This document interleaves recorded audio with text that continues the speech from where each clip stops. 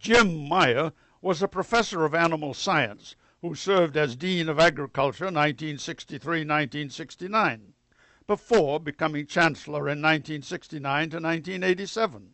He is interviewed by Lorena Herrig, his longtime executive assistant. Morak called me over to his house one Saturday morning. He insisted that I become dean.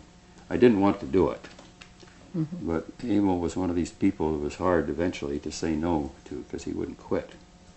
So I did. So that's why I came over and met you and worked with you for a long time.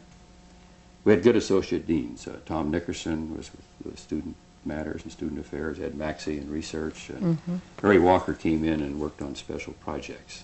So what I did was appoint and chaired two steering committees. The first one was to work on home economics, because if you remember, Fred was unable to hire a department chair, and they were a little confused about their program. Right.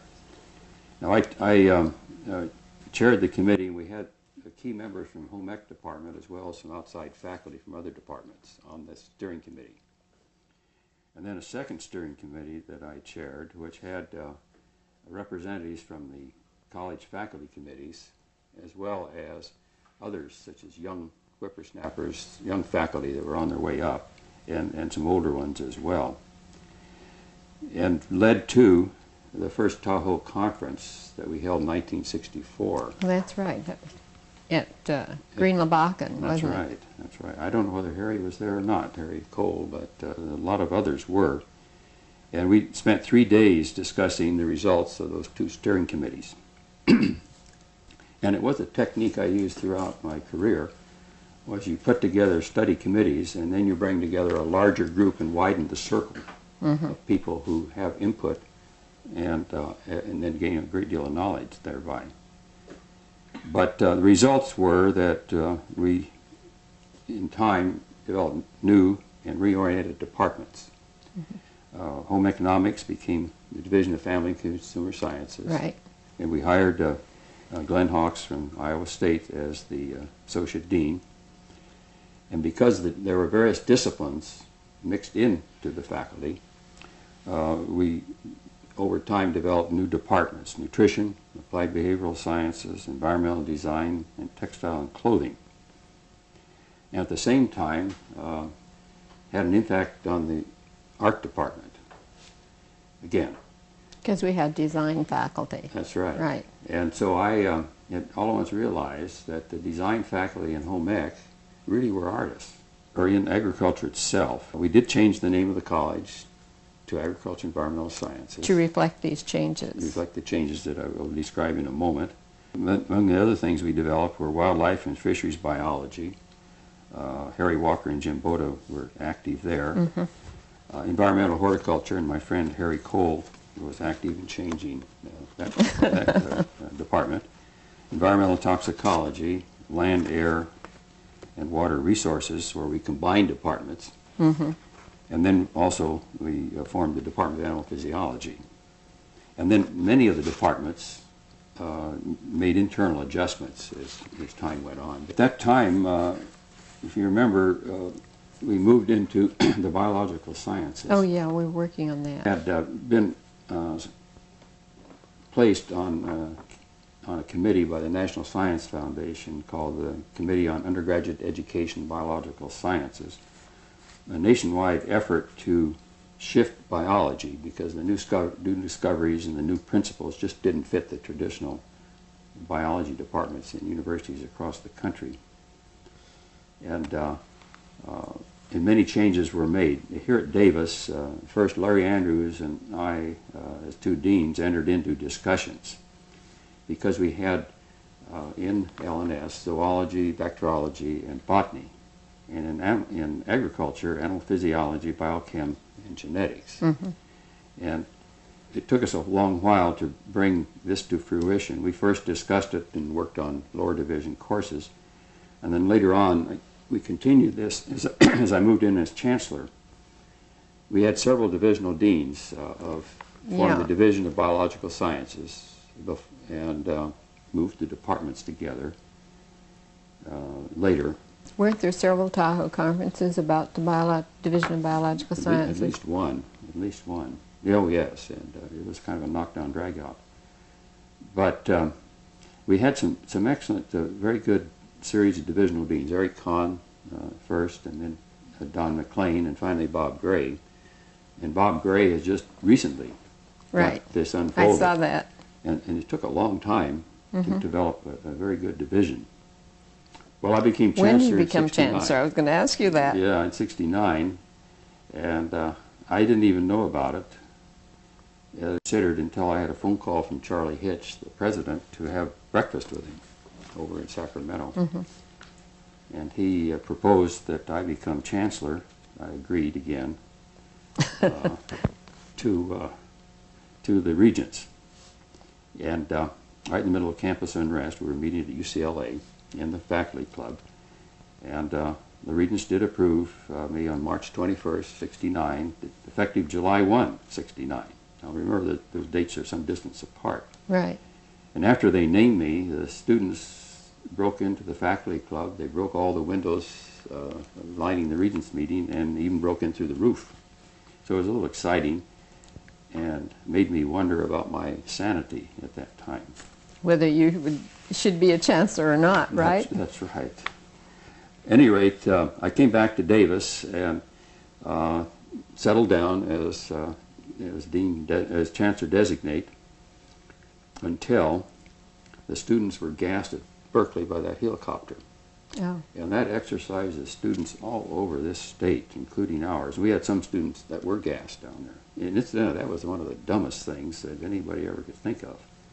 But anyhow, they got very excited at Davis. And on June 6, 1969, at 11 p.m., I'll never forget that time, a faculty member called me and said that the students were getting together and they were going to march on Marac Hall the next day, and they insist on talking to me. And I said, well, what about? Well, he didn't know. So I didn't sleep the rest of the night. I can understand that. And then I went to the office the next day, and if you remember, I decided to go over to the quad because they were getting organized to march on the building to see what they were interested in, and really didn't learn too much, but I walked back with them. And they didn't even know who I was, so I was just another one of the marchers.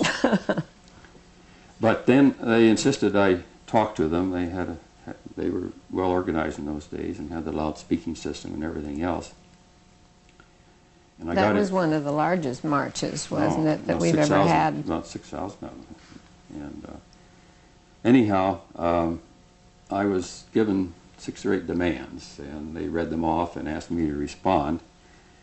And I looked at them. I'd never seen them before, and I said, well, this one makes a lot of sense, and this one I can't agree with at all, but here are some that we can talk about and come to some agreement. And it seemed to work. They seemed to be accepting of it, and that we were going to get together and talk about these problems.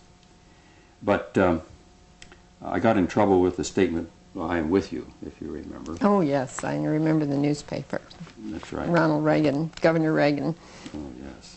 Wasn't very happy with you. The reason I made that statement was I looked at the students. Most of our students were there, and they were pretty good people. And even had a son and a daughter in the crowd. So it's hard for me to say they were enemies, which I didn't, of course. And that's why I said I'm with you about their concerns, about the gassing at Berkeley, etc.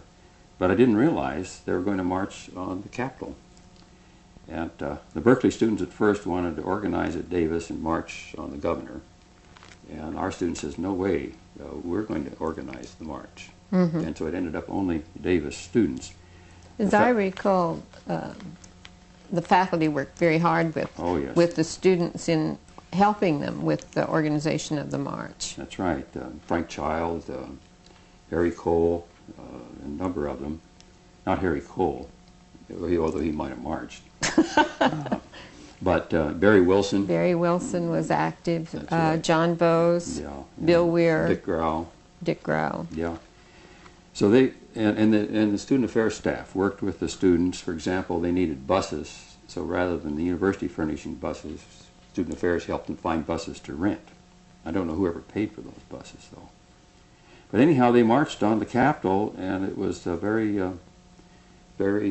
calm and collected, and they had their rally on the steps and gave the speeches and came back.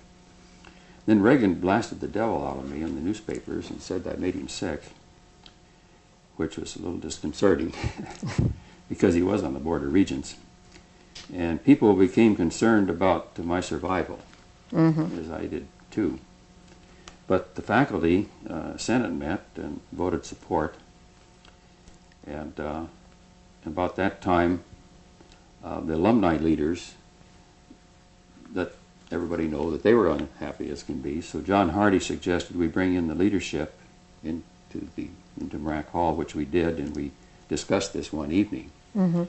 I remember you had academic Senate members there, academic staff, and also, well, a couple student leaders. And even the staff organization was represented. So we had a good discussion, and they seemed to be mollified to a certain extent, and they went to work.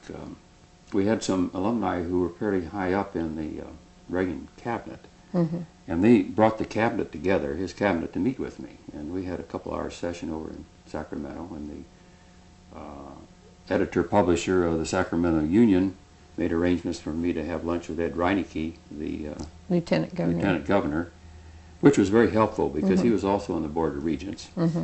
And he actually had some feelings for it because he came over to Davis and met with students several times, so he was a good spokesman on the Board of Regents. Chaired the Academic Planning Council, or committee, from there on, which was made up of faculty from key Senate committees as well as other faculty to balance knowledge of the faculty on that committee. And there were a couple students on that committee as well. What came out of that was a variety of things, and I'll just name them. One was the Planned Educational Leave Students for Students, called PELP now. The Work-Learn program, which became very extensive, where some 2,000 or 3,000 students take leave to work and then come back to school. Does the current internship program, is that a part of that program, or? Yeah, Bill Weir was chair of I don't know exactly what committee, but he and the faculty suggested that we have student assistance to the Chancellor. And by starting that, the business of peer advisors and student advising to various places on campus became an important part of the campus. It also got the students to feeling they had a part in the action. So I think that worked very well. Ethnic studies, this planning committee worked on. General education for all colleges. Leon Mayhew took lead on that. It took 2 Tahoe conferences and a Senate debate that was the most wondrous thing to behold.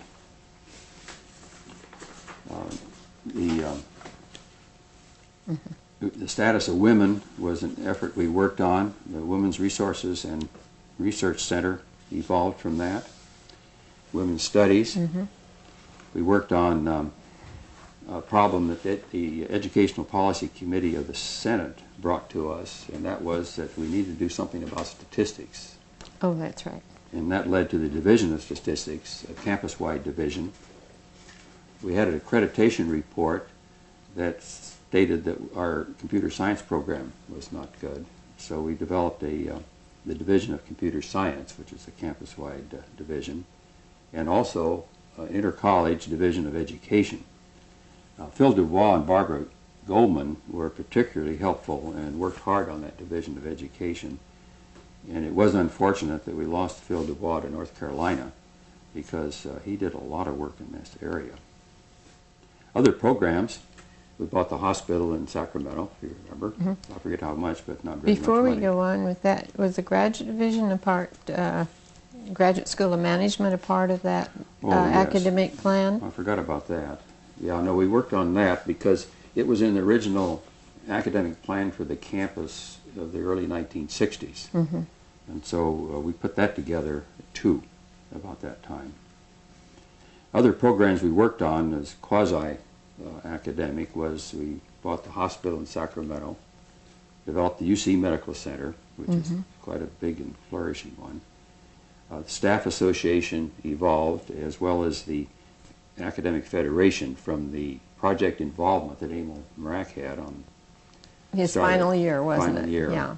Well, we finished that out, and they would come to us and suggest they would like voice in decisions.